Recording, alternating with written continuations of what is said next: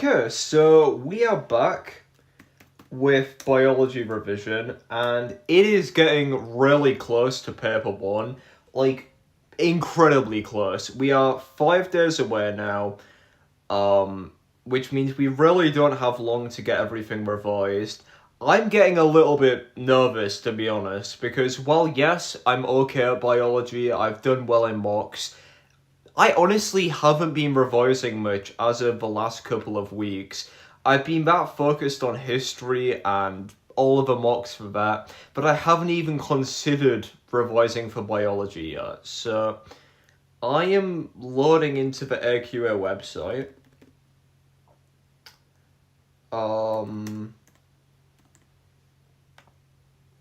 And we are going to look at some past papers to figure out what we need to focus on for paper one, because paper one is all of the AS content, so it's things like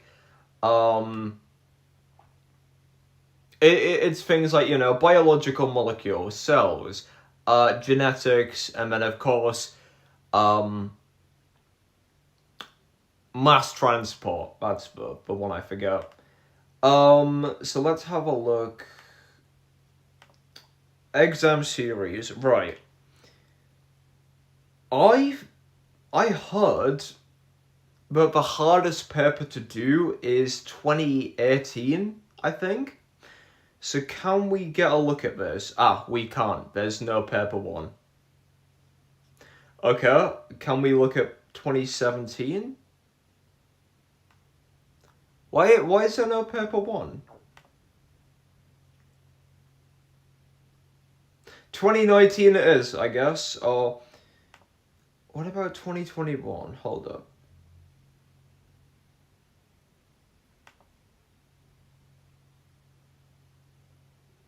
This is the thing, we're running out of papers to actually revise now, because I've gone over them. Okay, this one seems fine.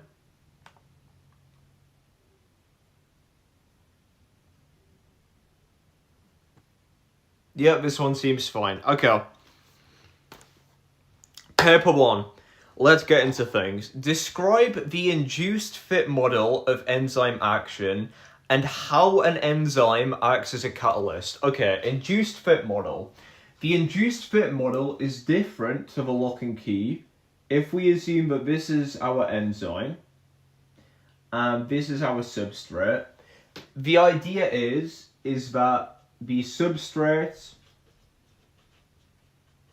My handwriting has changed, actually. I just realised. Substrate binds to active site of enzyme. The active site changes shape slightly, so it is complementary. And then the way that it acts as a catalyst is it reduces / lowers activation energy required for reaction to occur. That should be 3 marks. Substrate binds to the active site. Oh, I forget. Oh, come on. That would be a mark, but easiest point to say would also be an enzyme substrate complex. See, when you're talking about enzymes, you always want to mention substrate, active site, changing shape, complementary. The only other thing I forgot to mention was an ES complex, but that's still a mark. Active site changes shape slightly, so it is complementary. Nice. And it reduces activation energy. Cool. 3 marks.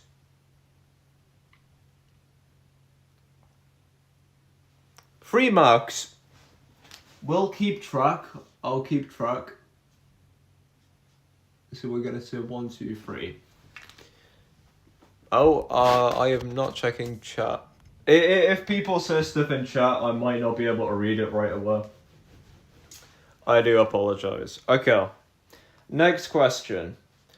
Oh, what the hell? Scientists investigating the action of the... Why can't I read?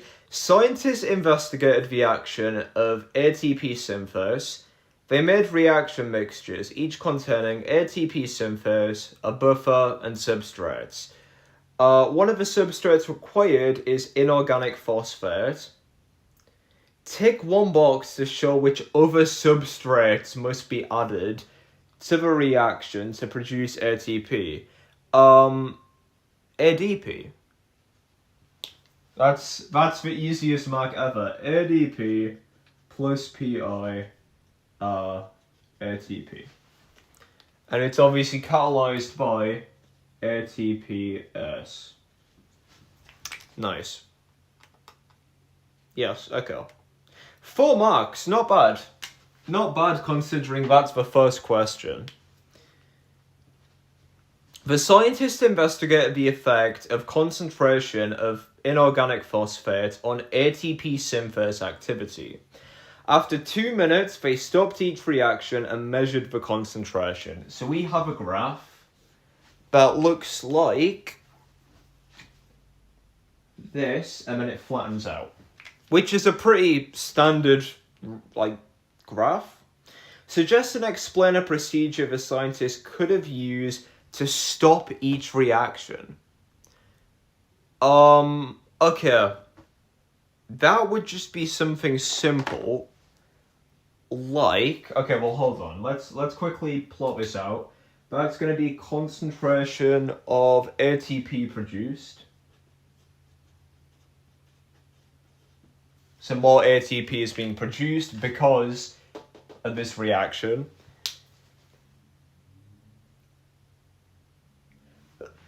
Sorry about that. And the concentration of inorganic phosphate increases.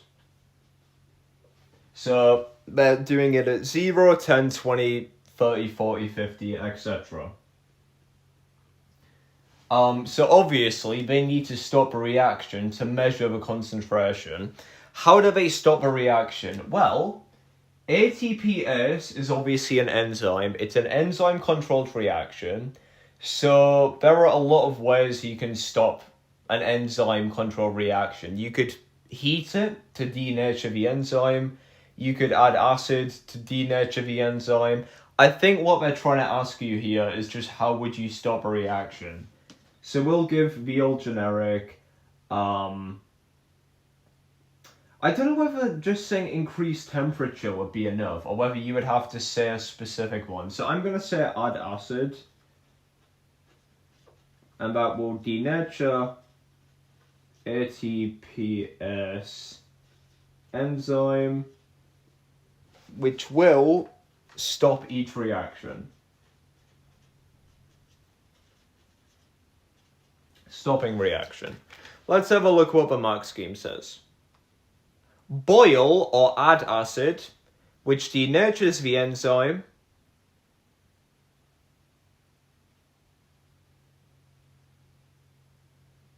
Okay, so we would have got 2 marks, but we could have improved our answer significantly. If you were talking about adding acid, yes, it would denature.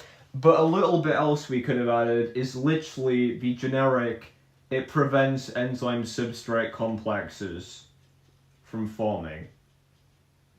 So if that was a 3 mark question, we could have improved it just by adding that sentence. If you're adding, if you're increasing the temperature, the way you would say that is literally just boil. You would boil it. Which I guess makes sense, since, increasing temperature is quite a vague term. Put in ice, fridge, or freezer to lower the kinetic energy, preventing ES complexes forming. Again, that's a decent one. I didn't consider that, but yeah, that makes a lot of sense. Add a high concentration of inhibitor, so again, enzyme inhibition. That's a good one, actually. Let's quickly go over that. You have competitive and non-competitive inhibitors. Competitive inhibitors will bind directly to the active site, preventing enzyme substrate complexes from forming because it's literally occupying the active site. Non-competitive will bind to an inhibition site somewhere else on the enzyme, changing the shape of the active site so it's no longer complementary. And again, whenever you're talking about enzymes, they love it when you talk about that word, enzyme substrate complex. You mention that word, you get marks.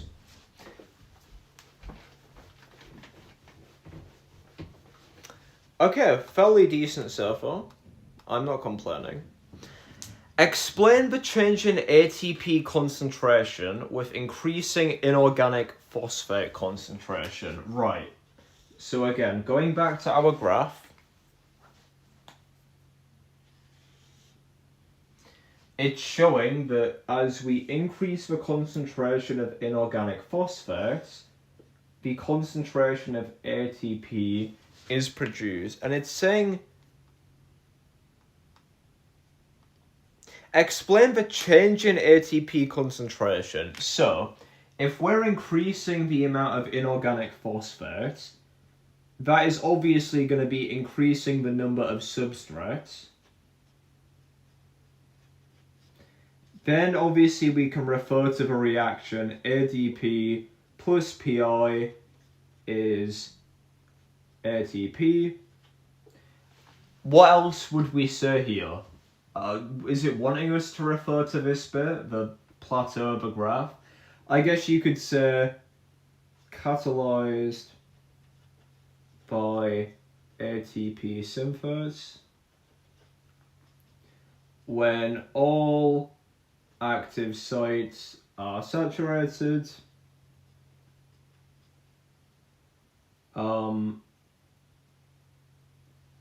No, okay, you know what? I don't know whether you would put that. This is a weirdly vague question for 2 marks. Explain the change in ATP concentration. I'm guessing it wants you to say the graph plateaus because there's not enough of the other substrate. So you would say ADP is the limiting factor. Because as inorganic phosphate concentration increases, the graph is plateauing.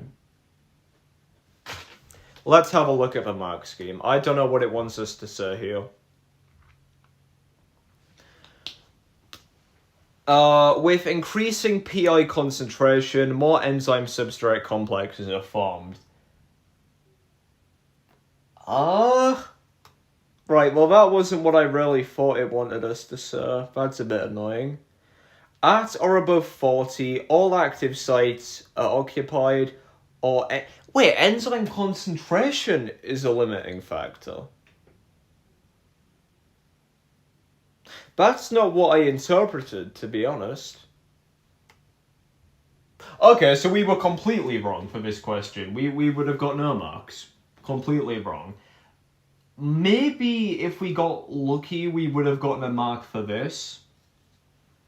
Because, obviously, I'm saying that as the inorganic phosphate concentration increases, so too does ATP concentration. But you would have had to refer specifically, again, which I missed out on, ES complexes. That's what I missed out on. I thought you would have gotten a mark just for showing this equation, but apparently not. Apparently they weren't bothered. They weren't even bothered by that, which again is annoying. I really thought you would have got marks for that.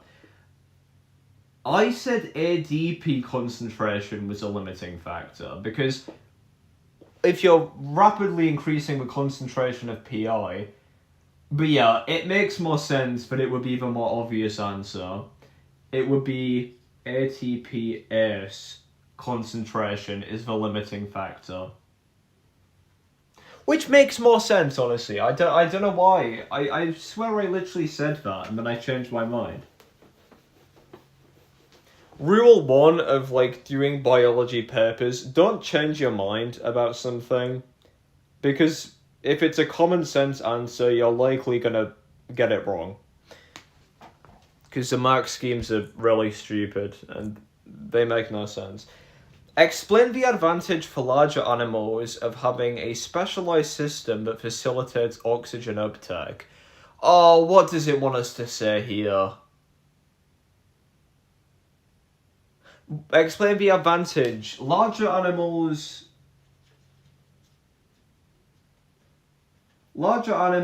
have a smaller surface area to volume ratio. Oh no, because like I can picture the mark scheme in my head. This is what biology does to you, by the way. You just think in mark schemes and only mark schemes. Larger animals have a smaller surface area to volume ratio.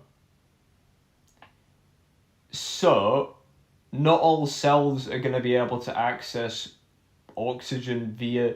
I'm guessing the obvious mark point is going to be the diffusion pathway. Diffusion pathway for oxygen is too large. And then obviously, therefore, specialized.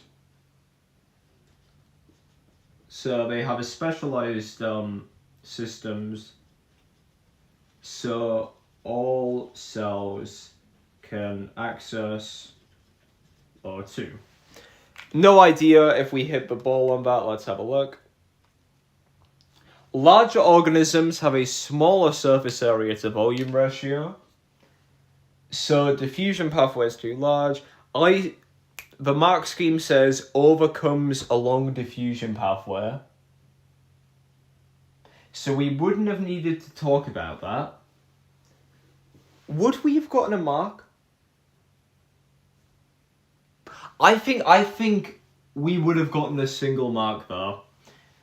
We were basically on the money, but then we went off on a tangent about oxygen. All it wanted us to say there was they have a smaller surface area to volume ratio, so they have a large diffusion pathway. Thus, the advantage of having a specialized organ system is that it reduces the diffusion pathway. So yeah, we were literally on the money with that question, but we still missed the mark because we tried to over-explain ourselves, which again is a big thing with biology. You don't over-explain. Fuck's sake, okay. So. This is showing, right, how the hell am I drawing this?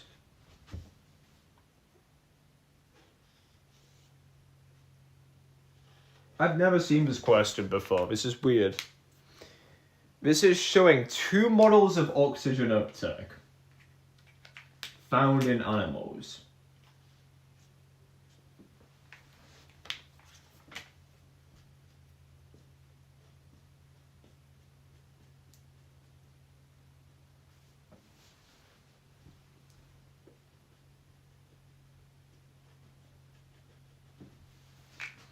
Already I can tell that this is going to be like a comparison question. So, oxygen uptake through system developed to the outside of a body.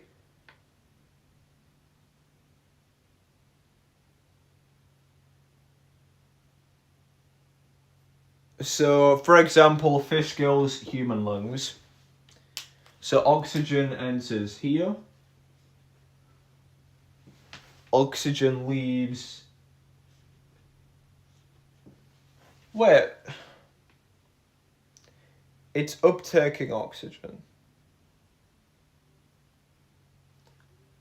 Yes, okay. Okay, I think this makes sense.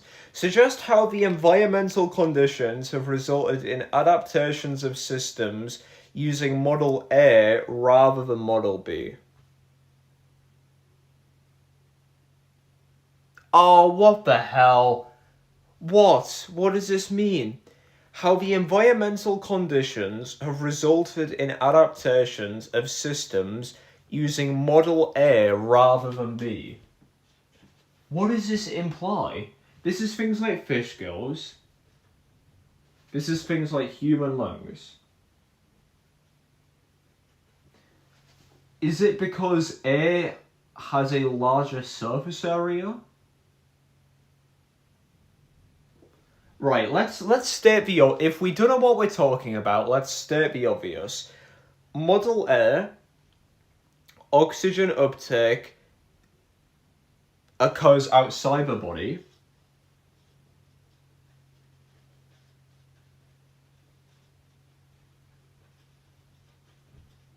Let's just state the obvious. We don't know what we're talking about. Let's state the obvious. Let's state what we can see.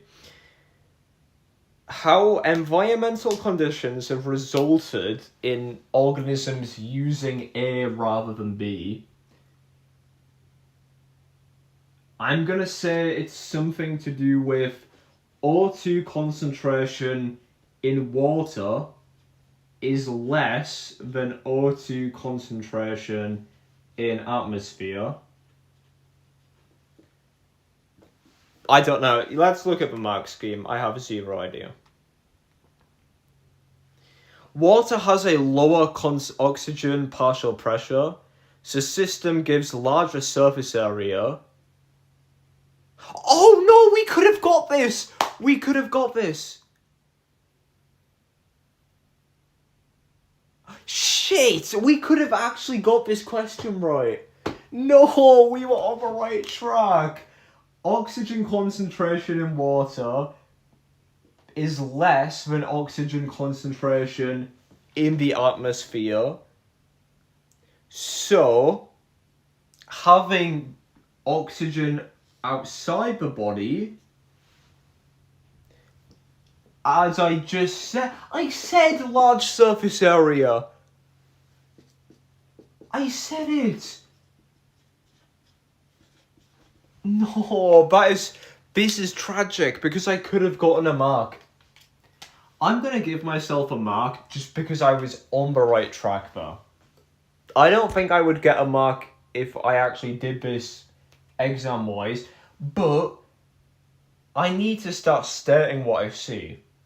Because yeah, that is a larger surface area. Because the oxygen uptake is outside the body, there's a large surface area. O2 concentration in water is far less than O2 concentration in the air. Oh man, we were on the money. Just like the last question, we were basically there and yet we missed. Oh god, is this a counter current flow question? Hold up, I'm gonna grab a drink.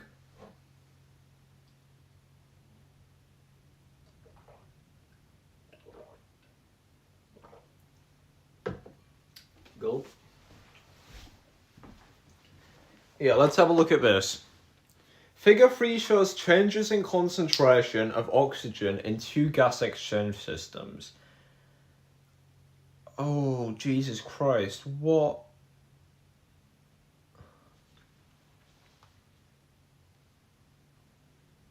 Students studied figure 3 and concluded that fish gas exchange is more efficient.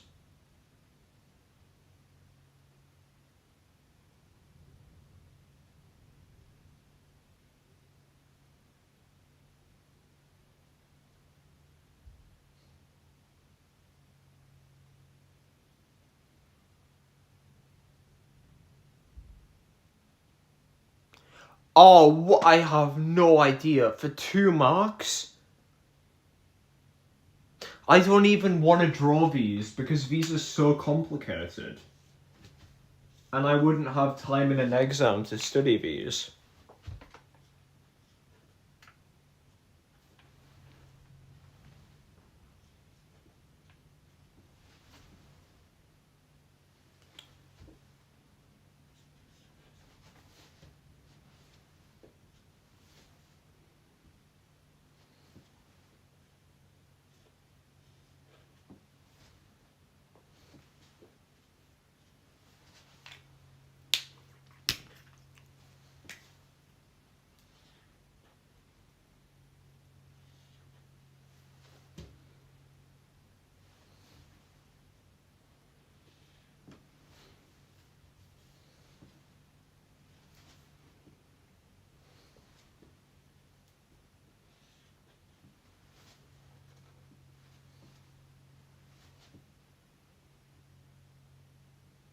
This is meant to be like a cross.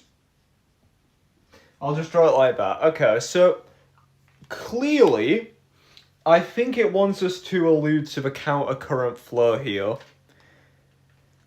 We are going to say that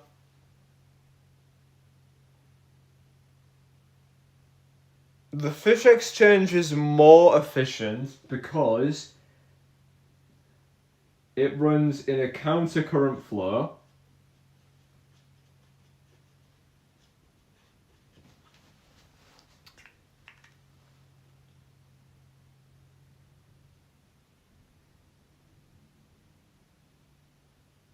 So there's no equilibrium. Whereas in the human one there is. In fish, blood leaving has more oxygen than water leaving. Fish remove a greater proportion. Okay, so we would have got no marks. But that makes sense because that was a difficult question to infer. That really was a difficult question to infer. 4, 6, 3, 5, 6, 7, 8. So far, we are about 60% right. I think. 57%. So we've gotten a lot wrong, actually. 8 out of 14. This question hit hard, actually. This question hit pretty damn hard. This question, I obviously know about this. It wants us to say that in fish, the blood leaving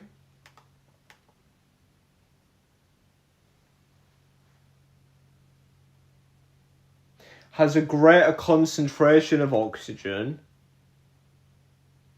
than water leaving.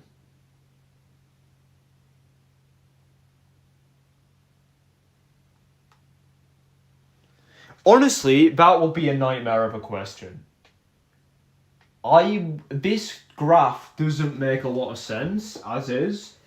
If that graph was formatted any other way, I probably would get that right. But it's the fact that that question was formatted incredibly weirdly with the graphs that it made no sense to me. I couldn't infer that. But looking at it now, it wants us to say that the blood leaving has more oxygen than the water leaving, just like the counter current flow.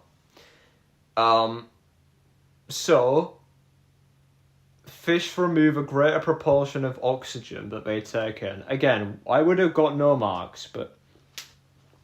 Okay, now we're on a question I like. Explain how the counter current principle allows efficient uptake in the fish exchange system. So, it is that you need to mention that it runs across entire filaments. You need to talk about how blood flows in opposite direction to water. Thus, no equilibrium can be reached, therefore maintaining a high diffusion gradients or a short diffusion pathway.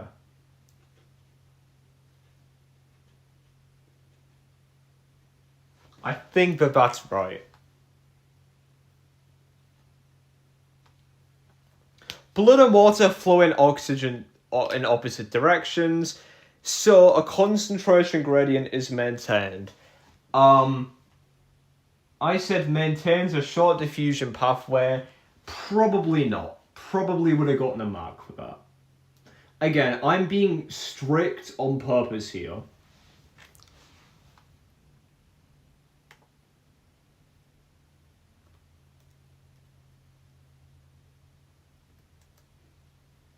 I am being strict on purpose. 3, 5, 5, 6, 7, 8, 9. 3, 4, 5, 6, 7.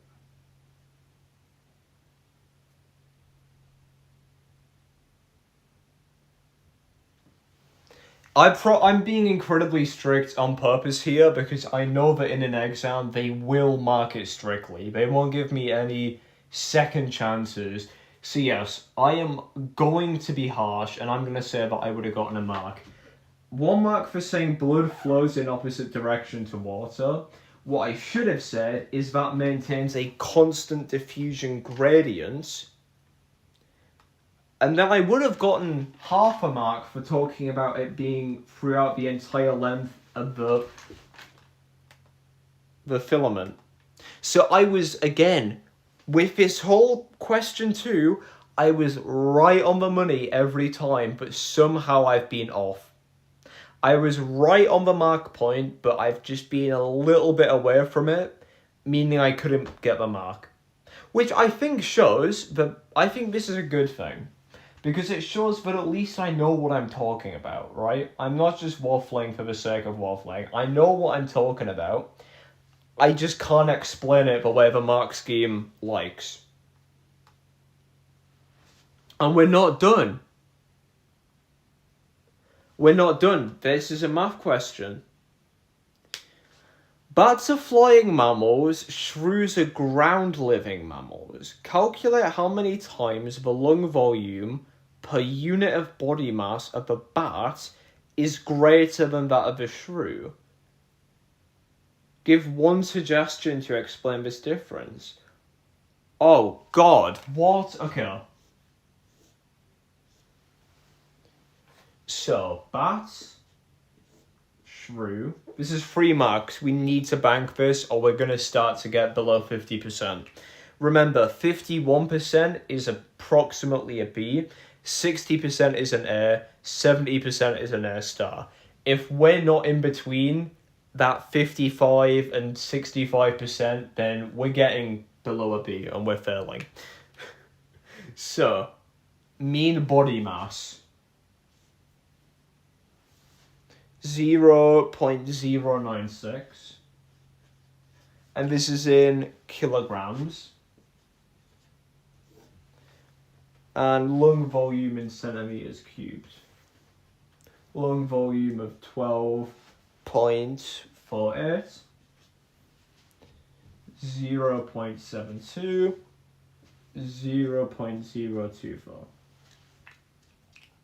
Calculate how many times the lung volume per unit of body mass of a bat is greater. So, we need to put this into a nice and easy little ratio, don't we?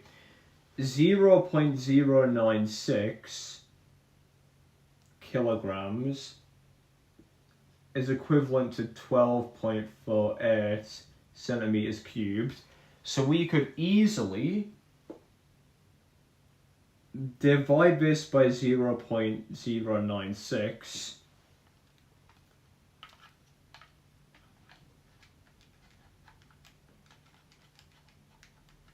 to get 1 kilogram is equivalent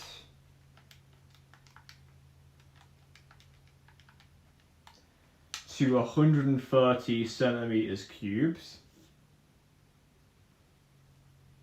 And the shrew, 0.024 kilogram to 0.72 centimeters cubed.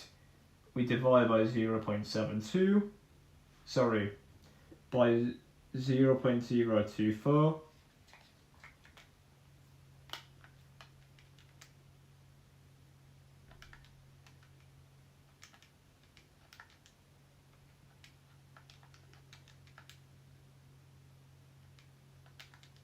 And we get 30. So, that is going to be a difference of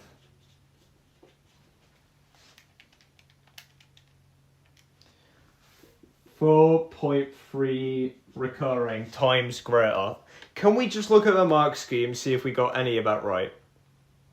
Yes, we did. Correct answer for 2 marks. 4.33. Now, how do we explain this? bats are flying mammals.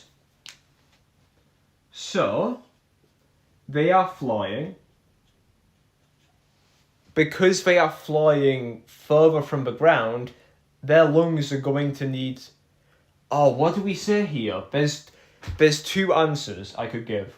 One is saying flying requires a lot of energy, therefore more oxygen required for respiration. Or do we go down the route of saying the greater air has less oxygen? I think I'm going to say flying requires more energy, therefore more respiration. Therefore more oxygen, respiration. Are we on the right track? Provides more oxygen for respiration. Yes! Fuck you, we got it right. That is how you do a 3-mark question. Let's go. That is sick. Flying requires a lot of energy. More energy for respiration. Or more oxygen. Hell yeah.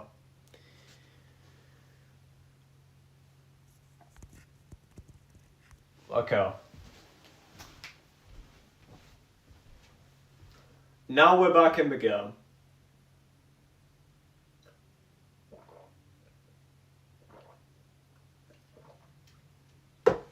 Now, we have been streaming for about 30 minutes at this point.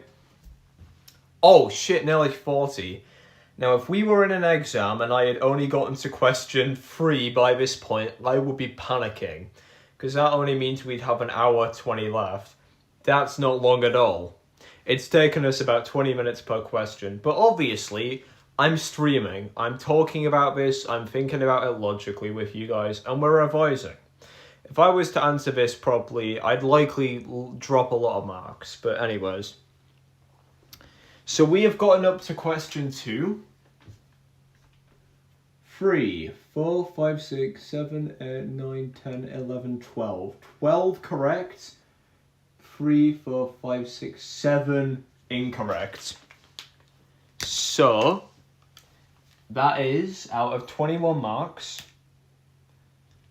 that is 57% correct, which does in fact mean that we would be on a grade B. We would literally be 3% away from a grade A. Do you guys think we can maintain that or not? Let's have a look. Describe how one amino acid is added to a polypeptide that is being formed at a ribosome during translation. Okay. Obviously, I know already this is a 3-mark question. Let's try and get 4 points. One is going to be that it uses energy from ATP.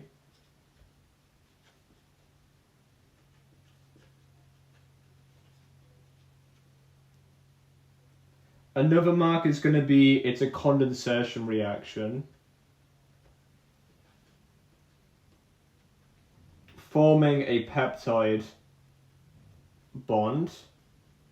Now we should move on to the technical stuff. We are going to say that a tRNA anticodon is going to bind to a complementary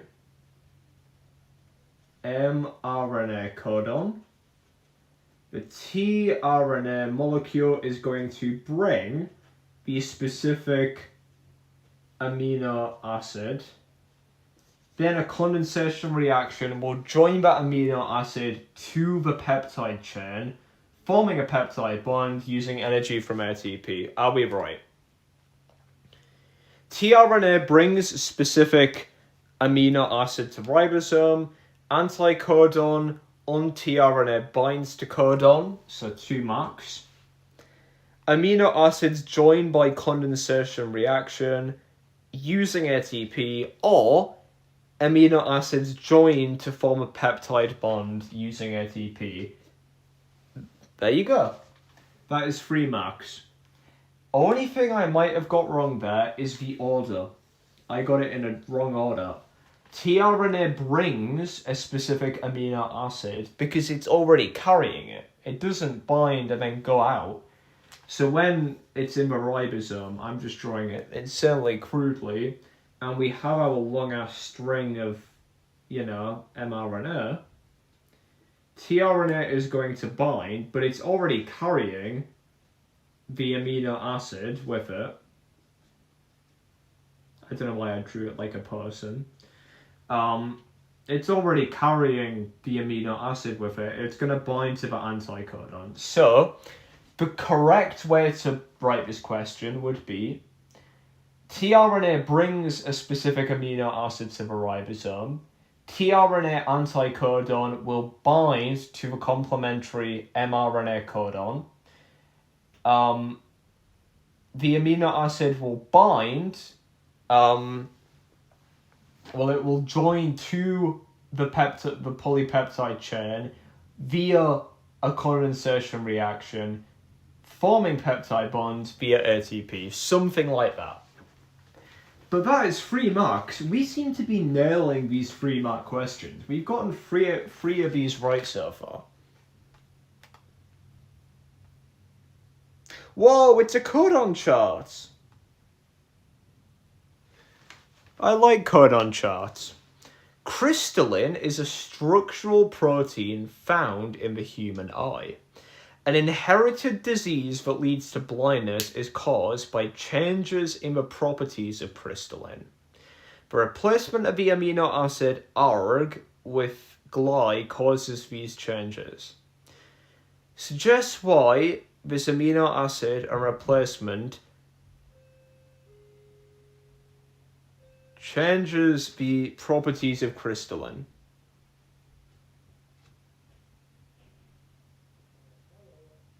So it changes ARG to GLY.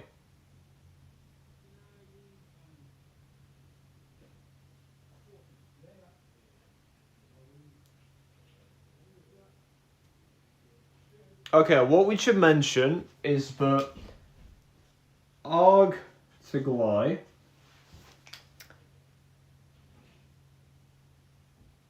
has different R groups. ARG has ionic bonds, GLY has hydrogen bonds. So different interactions in the R group of amino acid, and obviously we'll mention the hydrogen instead of the ionic. Therefore, it's going to lead to a different tertiary structure.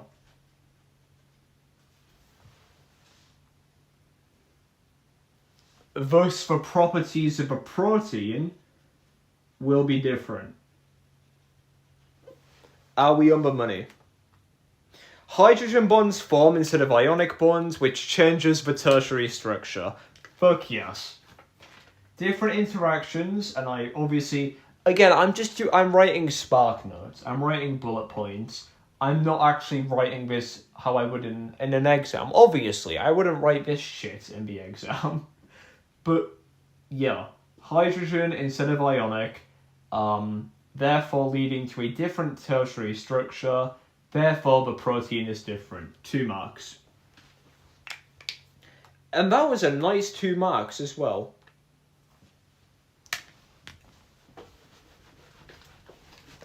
After probably an hour, I might go off and work out for a tad to kind of get my brain firing.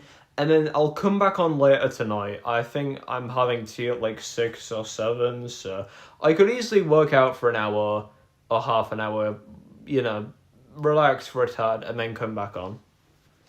We'll finish question 3. How big is this paper? Oh, it's 10. Let's maybe get to question 4 then. Because we're only a quarter done, apparently. The amino acid replacement of ARG to GLY is caused by a single base substitution in the DNA. The non-mutant triplet, so the regular triplet, is TCC. Give the mRNA codon complementary to the non-mutant triplet, the mutated RNA codon that could cause the change from arg to gly. Oh, okay, nice. So, 1, 2, 3. Right, what is TCC complementary to? That's going to be adenine, guanine, guanine. The mutated codon, let's take a look. So it's T, so that's going to be A,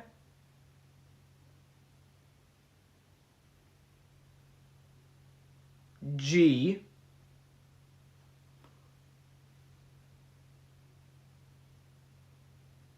G.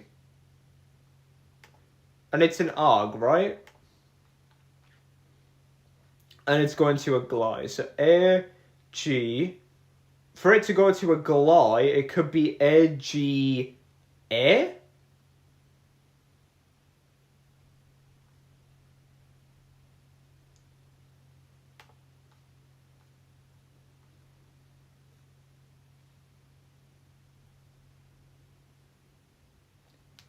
So, mutated is going to be an AGA. Or let's just say for simplicity, AG... No, whoa, I was nearly wrong.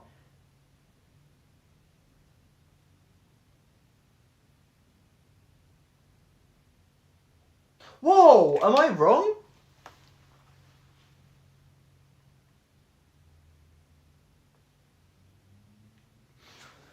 I said AGG.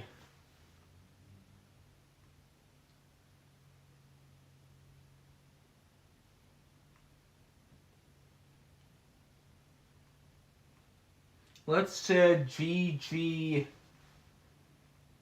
So it can't be this one that's mutated. Oh shit, I was nearly wrong. It's gonna have to be GGA. Let's just say. Which obviously, when translated back, is going to be CC2.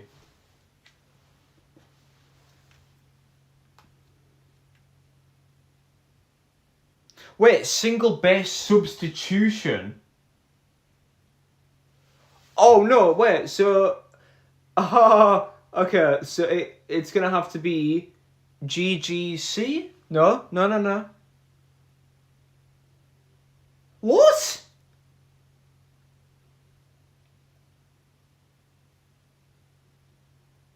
Hold the right. No, we cannot be spending this much time on this question, but what the fuck, right. The non-mutant triplet is TCC. Which, when translated, T binds with A, C binds with G, C binds... Okay, so AGG. Let's look. A, G, G. Now, we change a single one of these letters and we get gly. Oh, okay. So it's going to be A...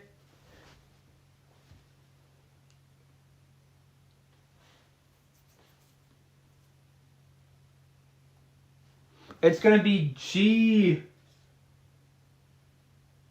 GG. Or CCC. Because that's a single substitution. That's still the same. That's the substitution. AGG, GGG, CCC. Nice. 2 marks.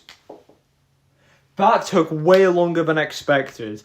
I needed to have read that question way more carefully. And I also probably should figure out how codon tables work properly. If the first base changes, then that entire row. If the second base changes, it's the whole... Sorry, it's the whole column if the first base changes, it's the row, and it's the cell if the third base changes. Okay. I have just done this question. I don't know whether it's fair to do this. because we have just done this question. I'm gonna skip this because I think I could easily get 6 marks. Oh, should we play a game?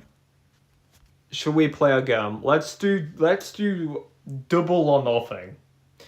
This question is a 6 marks. There's 3 separate questions. Each one's 2 marks.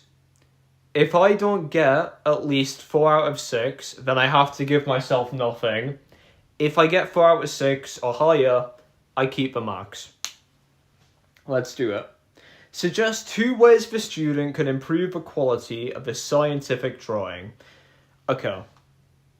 Number 1. Right, we need to actually answer this properly, like we're writing in an exam.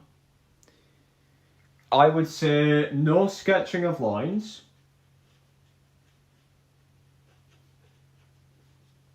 No sketching of lines. Like this, cross-hatching. And I would say include labels. That's what I would say. Only use single lines, do not use sketching lines. Correct. Include labels. Add labels, annotations, title. Okay, 2 marks. Right, we're on a winning streak so far. Identify the type of blood vessel labeled as X and Y. X is...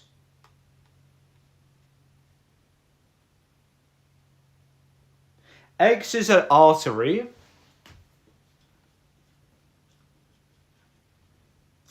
That is a vein. Because the artery has a smaller lumen, or blood vessel X has a smaller lumen, narrower lumen than Y.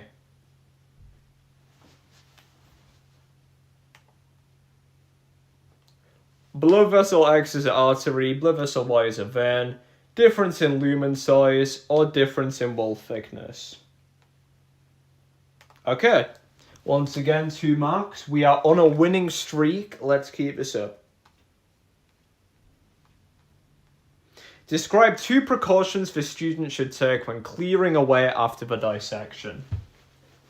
I think I already know the answer to this. It's going to be sanitize or disinfect working area.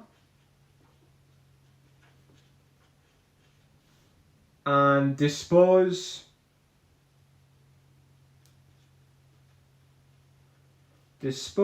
of organ in separate bin. Disinfect instruments / surfaces. Disinfect hands. Put organ in a separate bin to dispose. So dispose of organ in separate bin. Disinfect working area.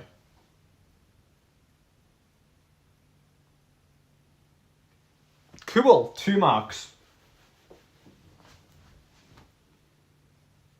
And that was it. So we got nothing wrong in that entire section. So that's 3.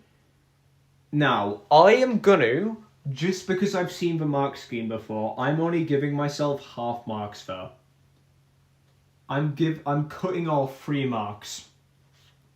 And do I put them in the wrong category or do I literally just ignore them? I think we ignore them. So when we're answering this properly, it's going to be out of 87. So we got 3, 5, 7, 10. So that's 22 correct so far. 22 correct, 7 incorrect. So that is 22 out of 29. That is 75%. That would be an A star. You see how quickly we recovered there? We were on 57%. We were on 12 out of 19.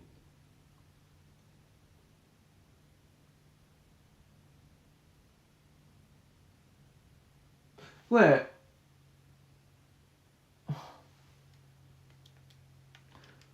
Wait, what? 3, 4, 5, 6, 7, 8, 9, 10, 11, 12, 13, 14, 15. Shit, I've miscalculated this entire time. We've been on 63% for question 1 and 2, and now 15, 16, 17, 18, 19, 20, 21, 22.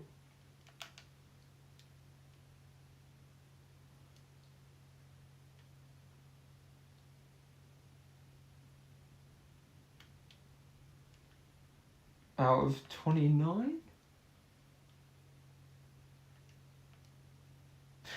Okay, so we were on 63 and we've jumped 12%. So, we are now on question 5. Do we do this? I think we do this before we head off. Let's do this. This is 4 marks. This is quite a chunky question. We can get up to 10 marks here, so let's bank some. Describe how a sample of chloroplasts could be isolated from leaves. Okay. Number 1, homogenize. Homogenize to break open cells. And filter. Specify in ice, well in cold, isotonic buffer solution. Maybe we explain that later. Then you are going to say use ultracentrifuge, start at slow speed,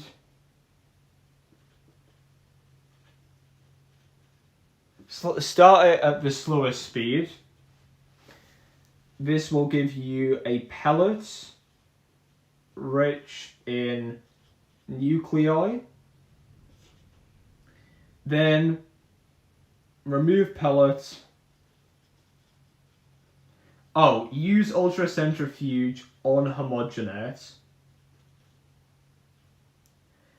Use ultracentrifuge, start at slowest speed. You'll get a pellet rich in nuclei. Remove pellet.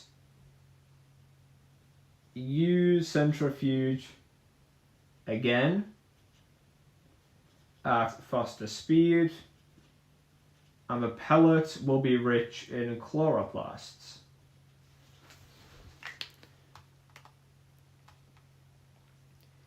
Break open cells / tissue and filter, except homogenize and filter, 1 mark.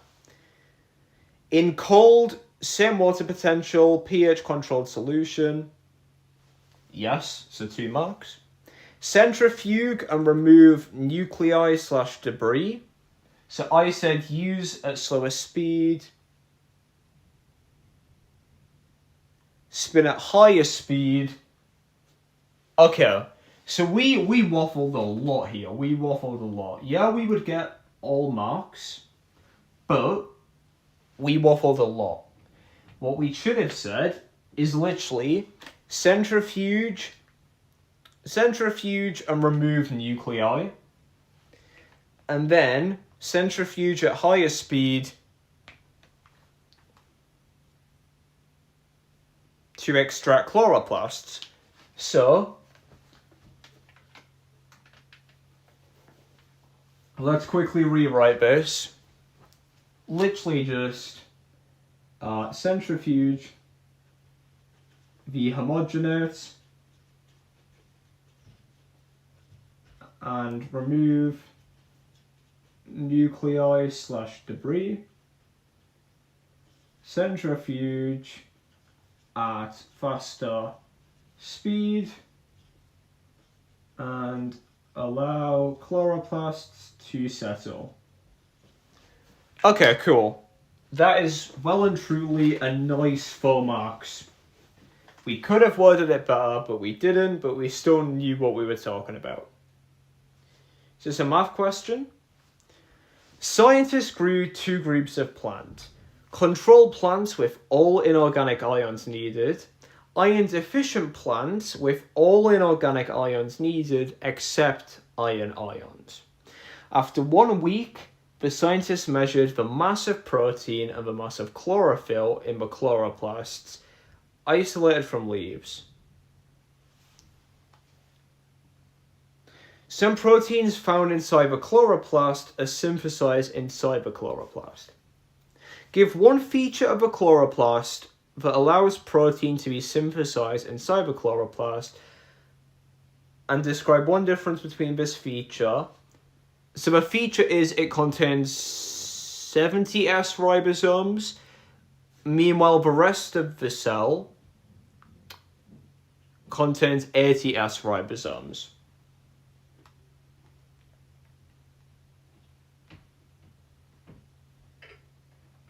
Except 70S in chloroplast, 80S in cytoplasm. Yeah, okay.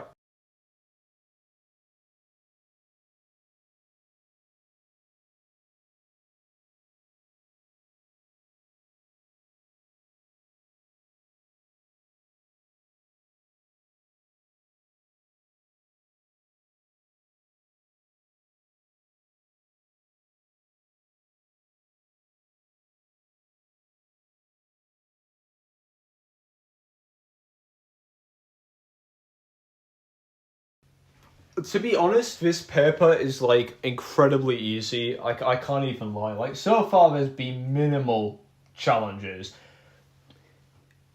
All we could have noted there is, as well, DNA in the chloroplast is not associated with histones. And it's circular, which I forgot. So if you were given a 3-mark question, that would be it.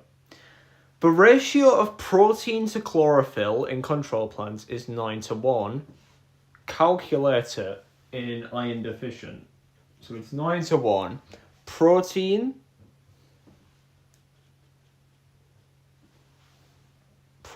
to chlorophyll. And it's saying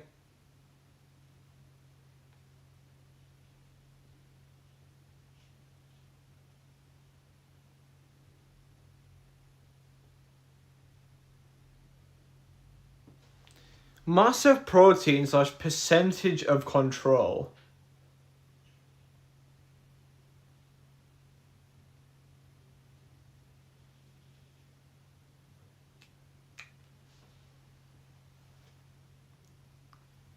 Measured the mass of protein and the mass of chlorophyll in chloroplast.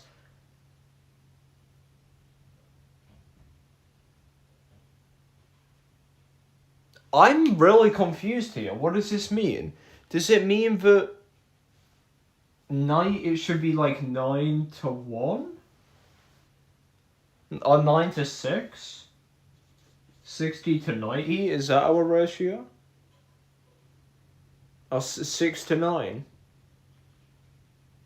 36:1. Right, no idea how you would have got that. What the hell? What? Right, genuinely no idea how you would have got that, so I am more than happy to give myself a wrong mark there. How the hell would you have got that? Mass of protein is 40, mass of chlorophyll is 1. Do you multiply it by 9?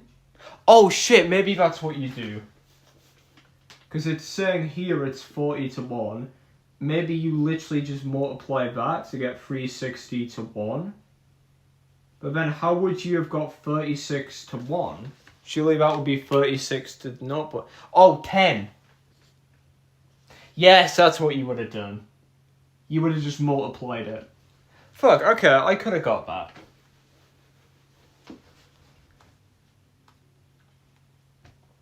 Oh, and they removed a figure. Shit, so we can't actually answer this. The scientist absorbed the chloroplast from the samples using a microscope. Electron suggests why iron deficient plants have a reduced growth rate. No idea, because it will not give us the image, so we can't answer that. What it was asking for is they have less chlorophyll, so reduced light absorption, reduced rate of photosynthesis, smaller surface area, less grana, less thylakoid. I think I probably would have gotten a mark on that. Next question is about mitosis, so that is where we will stop for now. So, all in all, out of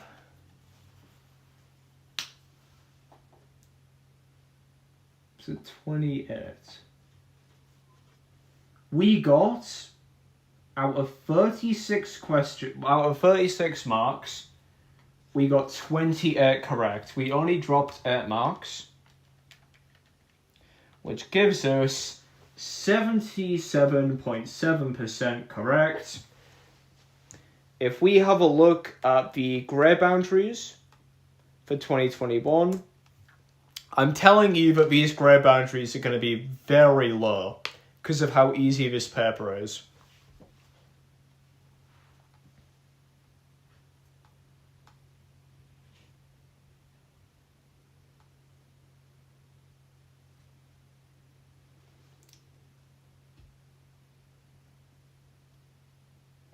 I will have to wait and get back to you. Nope, come on, please. Thing is, the thing I don't get, last year's paper 1 was easiest pace. Paper 2 was a bit more difficult. Paper 3 is a bit all over. I don't understand why last year had the highest grade boundaries ever, when surely it would make more sense for 2021 to have them. 2021 had some of the lowest boundaries ever. 167.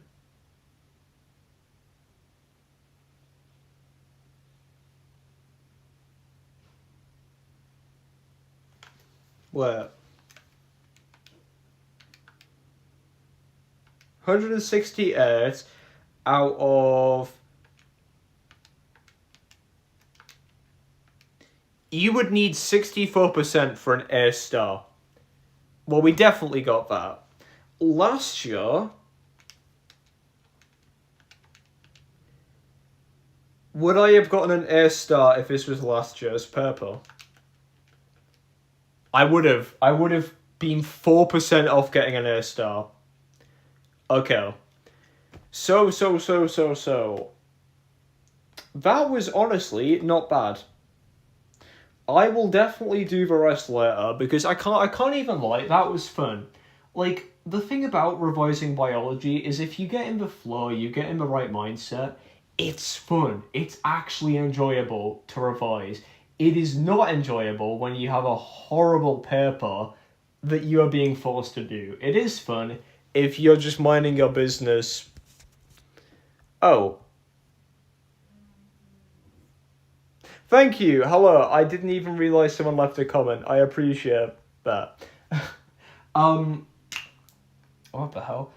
So yeah, it is kind of fun to revise when you're not having it shoved down your neck about how much you need to revise. I will definitely be back later because, yeah, we've gotten this so far.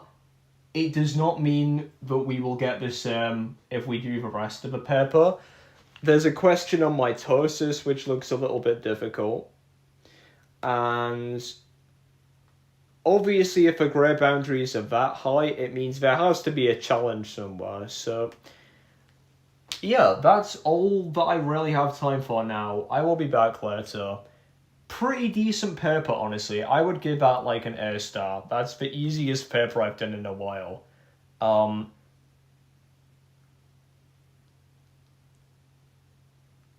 I think the only thing that I really missed out on was the question about gill filaments for countercurrent flow. That was a difficult question, to be fair, but that was difficult. And I probably missed out on 1 or 2 nice marks purely because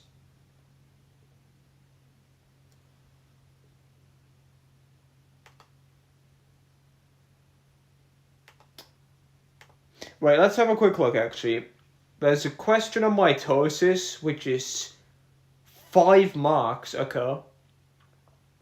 Question on monoclonal antibodies, okay, that might be a bit difficult. Question on